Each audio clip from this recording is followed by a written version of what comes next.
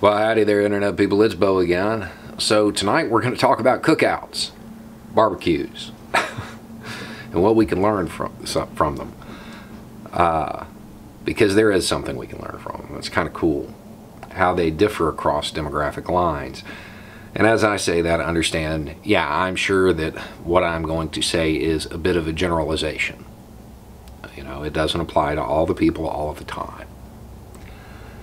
But it's something I've noticed over the years, and it is something that has influenced me in a way. So all cookouts are pretty much the same in some ways. Last one I went to was just like all the other ones. You know, everybody brought what they could bring. There's good social interaction. Everybody had a few drinks, relaxed. Nobody went without. Everybody had fun. That's the same. Where they differ when you get across demographic lines is something very unique.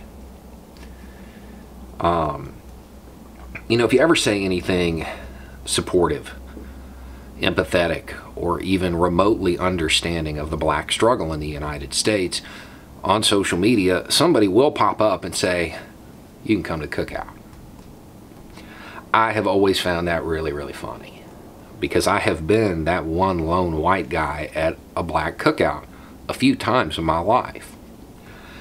Never really felt like I needed an invite. Never felt like anybody did. Very welcoming, very open, very friendly. Not exclusive events.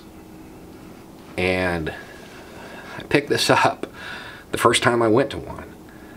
I was out of town. My buddy found out that I was in his area. And he's like, hey, we're having a cookout. Why don't you come over? I'm like, sure. It's important to know that my buddy was a gangster. That's what he did. That was his job. That's how he made a living.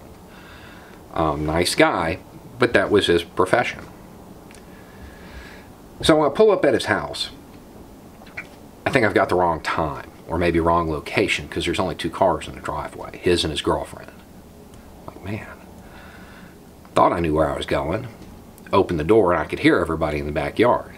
So I walked around, walked through the back gate, and there was that brief moment where half of the 80 people that were there stopped and looked at me. I was like, yeah, that guy's in the wrong spot. But, you know, that was it. Very friendly afterward. 80 people. No cars. No cars. Started talking to people. There was the guy that owned the corner store down the road. His employees. There were a couple of nurses. There was a real estate agent. People from all walks of life were at my buddy, the gangster's cookout. It was weird. It was weird.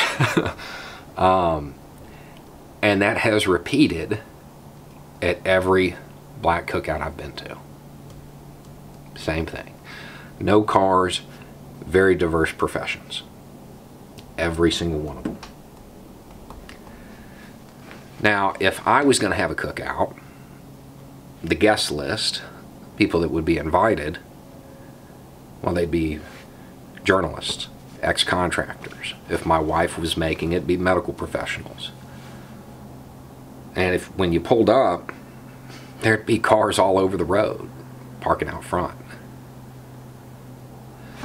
Because we do ours by class.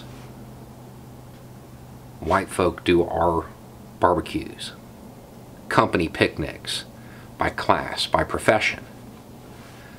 It's been my experience, black folk do theirs by geography, their neighborhood.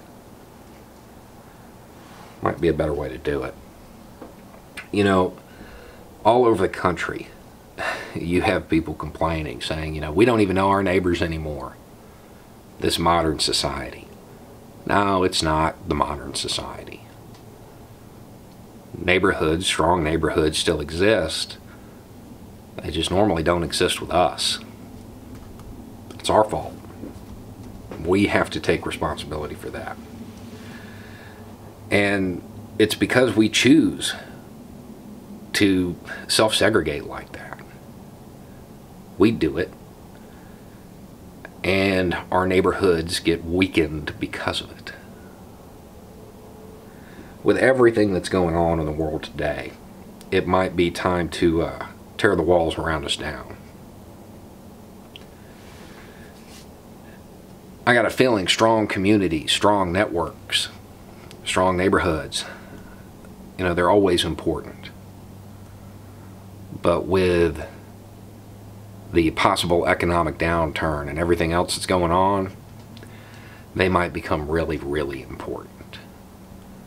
It might be time to have a block party, to have an open cookout in your neighborhood, get to know people. Anyway, it's just a thought. Y'all have a good night.